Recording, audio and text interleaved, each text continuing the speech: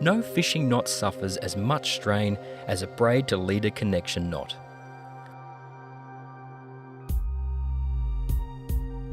Poorly tied or bulky knots will catch and wear on the rod guides, eventually breaking. Good connection knots are small and flat, ones that will easily pass through guides with a minimum of fuss. They also need to be very strong, retaining up to 100% of the breaking strain. However, they can be fiddly to tie. The proof of a good knot, especially in light line, comes when the rod is fully loaded. Oh, lovely fish. Thanks, buddy. That was awesome. See you, pal.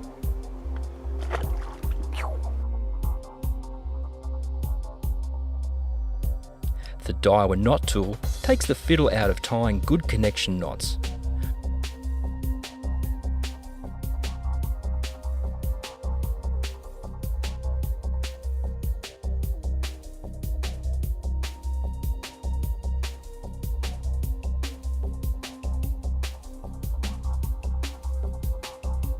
Well designed, it will grab and hold line, directing its course accurately through a complex knot, something that fingers would find next to impossible. Ask for a Daiwa Sokkou knot tying tool at your local tackle shop.